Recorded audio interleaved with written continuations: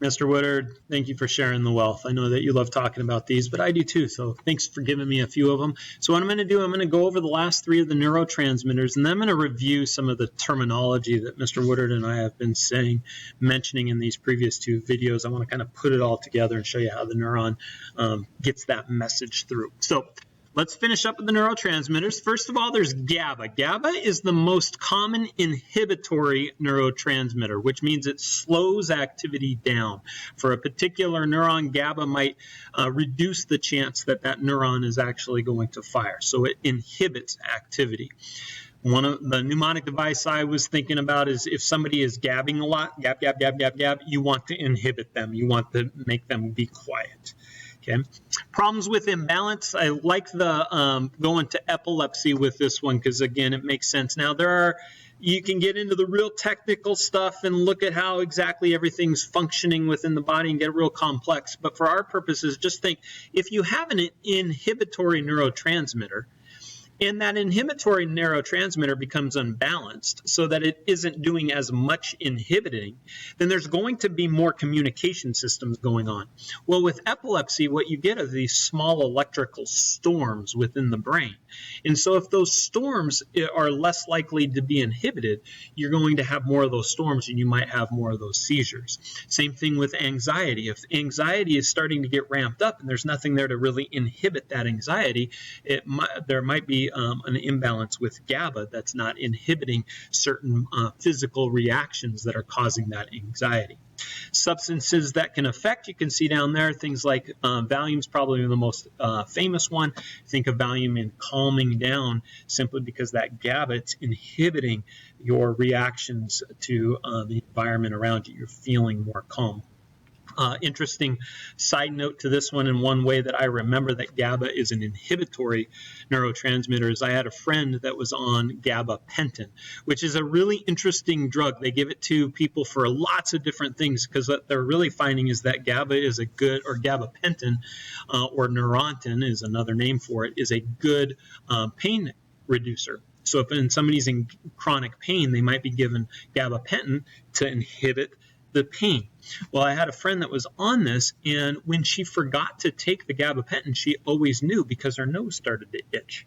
Whatever chemical messages were going and inhibiting some of that itching, when she forgot to take her gabapentin, her nose would itch, so she would remember to take her gabapentin. Okay, glutamate is next. That's the primary excitatory neurotransmitter. So GABA inhibits, glutamate excites. So it ramps up the activity. This one is a big one in learning and memory. Mr. Woodard was talking about how the brain moves and new synapses are formed. Well, when excitatory neurotransmitter, and glutamate is the primary neurotransmitter, the most abundant neurotransmitter in the brain as far as I understand, that helps new synapses to be formed. It excites the motion and the growth, and that helps us to remember things and to learn things.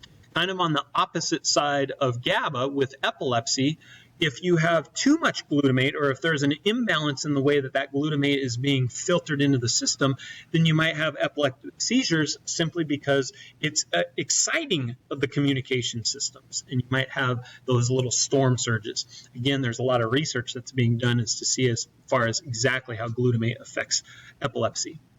PCP, angel dust, that's one of the particular substances that can affect and create a more excitatory response in the body. Again, easy way to remember this, think of when you see your mate, you get excited. Okay, glutamate is the excitatory neurotransmitter. And finally, probably one of the most famous neurotransmitters as far as just common pop psychology is endorphins. And we think of endorphins oftentimes when we hear about runner's high, because when you go out and you run, your body starts to break down. There is some pain there. Your body gets endorphins and you don't feel that pain as much, and you actually feel really good. It's that runner's high. So endorphins' primary function is to control pain. This is a biggie in today's world because of our are particular painkiller addictions that we hear a lot about in the news and that have become so prominent in our community and our society. What happens on a physiological level to some extent with these is that once somebody takes a painkiller, and you can go to the biggies like the opium, the heroines, those kinds of things, the body senses that that painkiller is in there, and it starts to say, okay, I don't need to release as many endorphins, and then the level of endorphins actually decreases, so that when the painkiller is removed for somebody that's addicted, the endorphin levels can't rise to the challenge if there really is some sort of chronic pain there.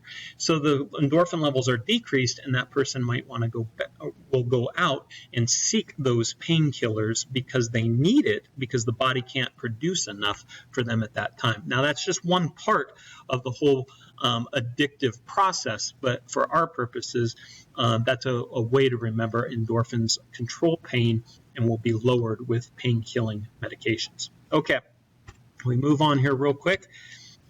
This is a fun slide.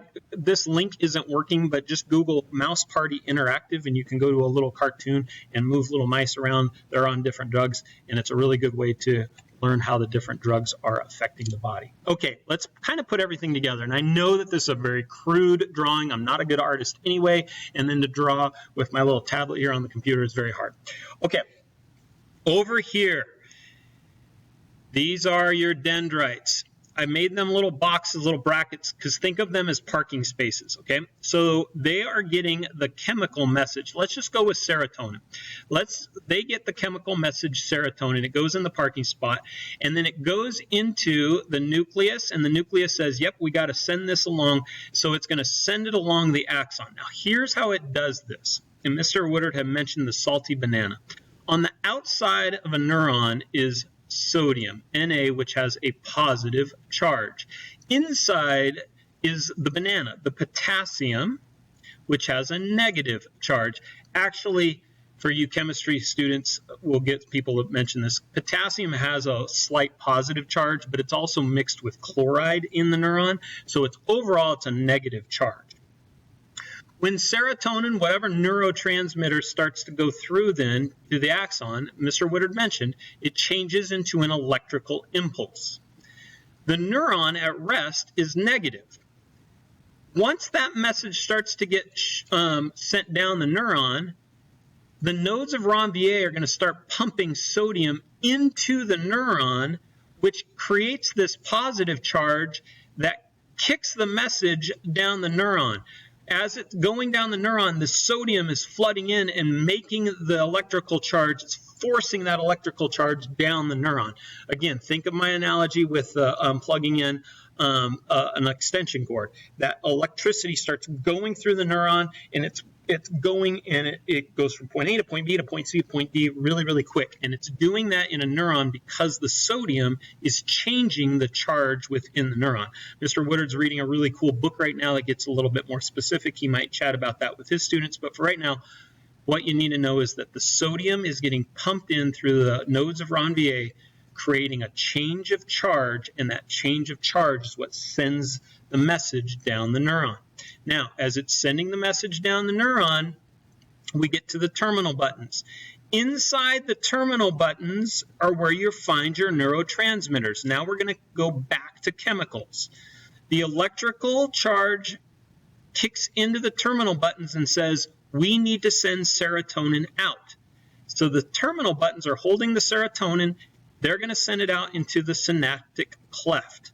Okay, that's the gap. Here's the synapse right here. Okay. The next neuron has its parking spaces right here. The parking spaces are made so that they can only take the neurotransmitter, one type of neurotransmitter. So if this is a parking space for glutamate, the serotonin won't go in there. It'll go back until it can find a parking space. If the parking space is made for serotonin, but it's already got serotonin in it, then the serotonin might go over and it go, nope, there's no more room left in the parking space. I'm going to go back into the synaptic cleft. If there's an empty parking space and the serotonin goes in, it's like, oh, perfect, we've got a match. It'll go in, and then the message will continue on to the next neurotransmitter. Now, this is why SSRIs are so important. Let's say this serotonin here got kicked back into the synaptic cleft. Mr. Woodard mentioned reuptake. This neuron will actually take the serotonin back into its terminal buttons. Reuptake. Selective serotonin reuptake inhibitors inhibit that reuptake process. And what will end up happening is, in the synapse, a whole bunch of serotonin will be left in the synapse. They're not exactly sure why this works, but for some reason, having that extra serotonin in the synapse actually helps with overall mood and can help fight those depressive states. Okay, all because it's blocking that reuptake process. Okay, there's a lot of scribbles on there, but I wanted to make sure that we kind of reviewed some of the terminology that we've been using in the last 2 videos. Mr. Woodard might have another thing or two to add and then start talking about the nervous system.